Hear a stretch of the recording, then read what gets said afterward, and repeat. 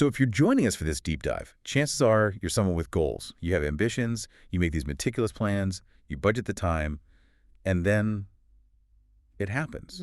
The moment arrives. Yeah, exactly. It's, say, 8 p.m., the workday's finally over, the kids are in bed, and that 1 hour you set aside for your big project, it's here. And you just stall. You hit a wall, both physically and, well, psychologically. The energy is just gone. Yeah. And you find yourself reaching for the phone, just scrolling. And right away, that crushing feeling hits, is guilt. We tell ourselves, I'm just lazy, or I don't have enough discipline. Other people have more willpower than I do. We hear that all the time. But the sources we're diving into today argue that this whole way of thinking about motivation is just fundamentally flawed. The core insight, and it's a really freeing one, is this.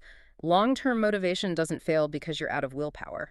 It fails because you're out of fuel. It's a system problem. I love the analogy they use for this. It's the difference between managing your time and managing your energy. We get so focused on time management, that's the clock. But the clock is completely useless if the power's out, right? Exactly. Energy is the electricity in the brain. You can have the most perfectly calibrated clock in the world, but if there's no power in the system, nothing moves. So you're basically trying to drive this, like, high-performance car, your brain, with an empty gas tank. And then you get mad at the car for not going anywhere. And you blame the car. That's the key. So today, our mission is to stop trying to chase willpower, because it's a finite thing, and start actually managing the system that creates motivation in the first place. Let's talk about that system failure.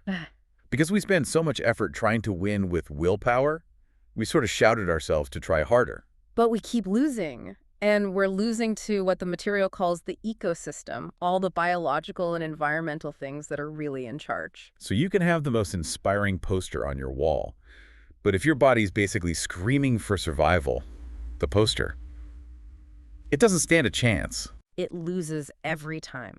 The brain follows a very simple rule when it's low on energy, the principle of least resistance. It will always, always choose the path that costs the least amount of energy right now. That makes perfect sense biologically. It's totally rational. If you're sleep deprived, if you're stressed, if you haven't had enough water, your brain isn't going to spend its last few resources on, some complex long-term goal. And this is when it shifts into what the sources call survival mode. Right. And in survival mode, your brain has zero interest in optimizing a spreadsheet or reading a dense book. The planning part of your brain, the prefrontal cortex, basically gets its budget cut. So what takes over? The more primal, faster system, the limbic system.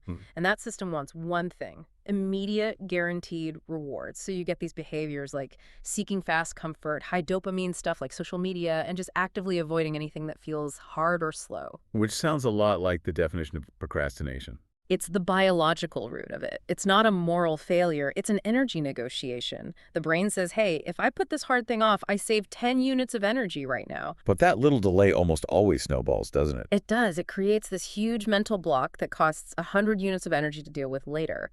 Is how small delays turn into, a lifetime of things we wish we'd done. Let's make this really concrete. The sources give a few scenarios that I think will create some real aha moments for anyone listening. They're just so relatable. Yeah, let's do it. Okay, scene one is the reader. You decide you're going to read for just 5 minutes every night. A good, insightful book. But when the time comes, you just feel this vague exhaustion. A mild headache, maybe. Your eyes feel tired. Exactly. And you think, okay, I'll just read tomorrow. And you grab your phone. And that exhaustion is just your energy depletion wearing a disguise. Your brain knows that reading is focused, slow work that's high cost. Scrolling, on the other hand, is guaranteed, immediate reward for almost zero effort. The brain takes the shortcut. Every time, even if you really, really want to read that book. Okay, scene two, the craver. You're trying to eat healthy. You do great all morning, but then late afternoon hits. Oh, yeah. And you get this intense, non-negotiable craving for sugar. Ice cream, a sweet drink, something. And we think, I just have no self-control. But that craving is often a distress signal from your brain. It's demanding rescue fuel. Wow. If you're stressed or sleep deprived, your blood sugar is all over the place, and the brain is basically panicking. It demands the fastest energy it can get, which is glucose. It's not a want. It's the system trying to do triage. Wow. Okay, and the last scene, scene three, the contrast. You have two people. They both start learning a new skill, say a new language. One person makes steady progress, seems to enjoy it. The other one just stalls out and quits after a month. And we look at the successful person and just assume they have more talent or a higher IQ. Right. But the material shows that talent is often the least important factor. The real difference is the support system. Person A is getting enough sleep, they're hydrated, they move their body, they manage that inner critic. And person B is just running on fumes. They're sleep deprived, living on caffeine, their space is a mess, and they're constantly beating themselves up. Their system is actively fighting against them. So the big takeaway here is that laziness is really just a label we put on a state of biological energy depletion. You can have the perfect plan, but if your nervous system is on empty, the system will shut you down. You cannot win a fight against your own biology with just willpower. So the solution isn't to try harder, it's to refuel the system. Okay, let's get into that refueling. The sources lay out 10 critical fueling keys. And this isn't just, a basic health list. It's a way to diagnose where your energy is actually leaking from. Right.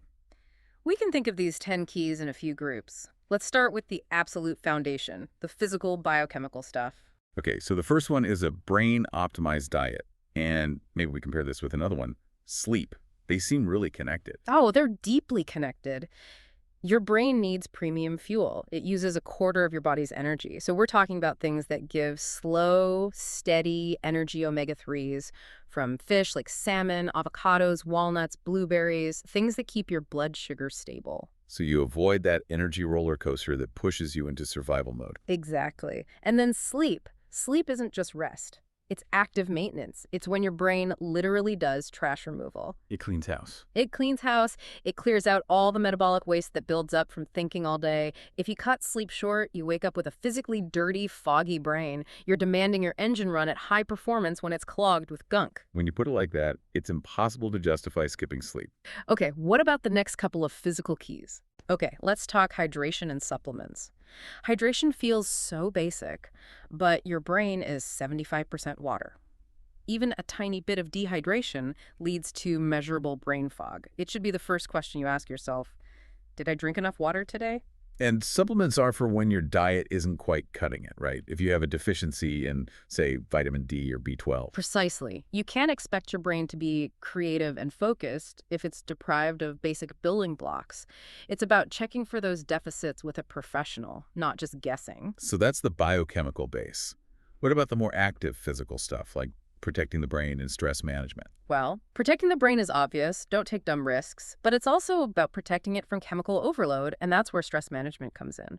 Chronic stress just floods your system with cortisol, which is incredibly energy intensive, and forces you into that shallow, panicked thinking. So if I'm already stressed, telling me to go do a 45-minute yoga class just feels like another stressful thing to add to my list. What's the minimalist tool here? I'm glad you asked that. The material really pushes for radical minimalism. Start with just 3 minutes of focused breathing. That tiny act is enough to interrupt the cortisol flood and signal safety to your nervous system. It saves a huge amount of energy you would otherwise waste worrying. And what about exercise? How does that fit in? Movement is the startup process for the brain. It's not just about calories, it's about increasing blood flow and flushing out those stress hormones. And you don't need a marathon. 10 minutes of aerobic movement, enough to make talking a little breathless. That's enough to clear the fog. Okay, so that's the hardware. What about the software? The silent energy leaks that are more mental or environmental. This is where you see massive changes in performance that don't seem connected to diet or exercise at all. Let's start with key 4, killing the ants. ANTs, Yeah. automatic negative thoughts. That little voice in your head going, you're too slow, you're going to fail again, you should have started this years ago. We just treat it as background noise, but it's a huge energy drain. They're cognitive parasites.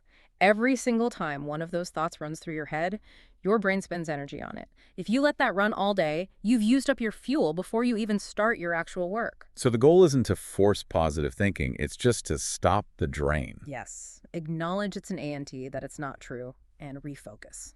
Okay, next up is healthy environment. Air, light, and tidiness. A cluttered desk is a huge source of cognitive load.